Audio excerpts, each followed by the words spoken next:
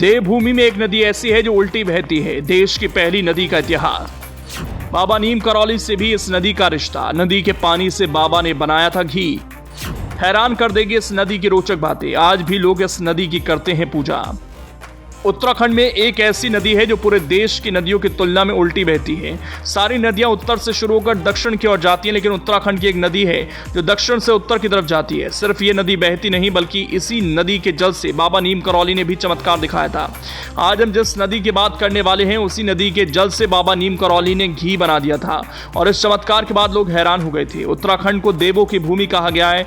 यहाँ के कण कण में देवों का वास है। पुराणों में भी देवभूमि की नदियां, पहाड़ों, मंदिरों और स्थानों का जिक्र मिलता है। आज हम आपको उत्तराखंड के नैनीताल से 11 किलोमीटर की दूर पर स्थित भवाली में बहने वाली उल्टी नदी शिप्रा के बारे में बताने जा रहे हैं।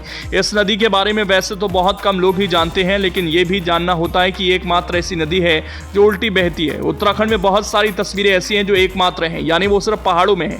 कण कण में विराजे भगवान की बात सिर्फ पहाड़ों में चरितार्थ है, क्योंकि यहां से अगर सीधी नदियां बहती हैं तो उल्टी नदी भी बहती है। यही वजह कि शिप्रा नदी की भी अपनी अलग पहचान है। रही बात बाबा नीम करौली की, तो इनको कौन नहीं जानता। बाबा नीम करौली अपने आप में बहुत कुछ साफ कर चुके हैं। इनके चमत्कार आज भी जिंदा हैं, इसलिए इनके दरबार में अथाह शक्ति है जिसकी चर्चा होती है। बाबा नीम करौली इसी नदी के किनारे वक्त बिताते थे। इस नदी से बाबा नीम करौली का अपना वास्ता है, क्योंकि ये नदी बाबा नीम करौली के आश्रम से गुजरती है। भारत में बहने वाली ज्यादातर नदियां उत्तर दिशा से दक्षिण दिशा की तरफ बहती हैं, लेकिन भवाली से होकर बहने वाली शिप्रा नदी दक्षिण से उत्तर की तरफ बहती है। इस वजह से इस नदी को उत्तर वाहिनी कहा जाता है। यह नदी नीम करौली बाबा के कैंची धाम से होकर गुजरती है। शिप्रा कल्याण समिति के अध्यक्ष जगदीश नेगी ने बताया कि भवाली में बहने वाली शिप्रा नदी भवाली के निवासियों के लिए वरदान है। शिप्रा नदी भवाली शहर की धमनी है। इसका उद्गम स्थल शाम खेत का चीड़, देवदार, आयार का जंगल है। उन्होंने बताया कि शिप्रा नदी की पौराणिक मान्यता भी अत्यधिक है। स्कंद पुराण के मानस खंड में भी उल्टी बहने वाली शिप्रा नदी का जिक्र मिलता है। यही वजह है कि इस नदी का धार्मिक महत्व भी ज्यादा है। उत्तर वाहिनी शिप्रा नदी को पुराणों में पाप नाशनी, मोक्षदायिनी बताया जाता है।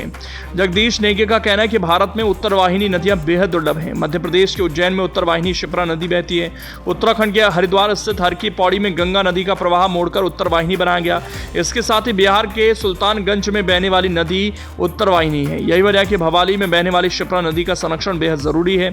उत्तर वाहिनी शिप्रा नदी नीम करौली महाराज के कैंची धाम आश्रम से होकर गुजरती है। मान्यता है कि नीम करौली बाबा ने एक बार 15 जून को कैंची धाम के स्थापना दिवस के दिन घी कम पड़ जाने के कारण अपनी सिद्धियों से शिप्रा नदी के जल से घी बनाया था।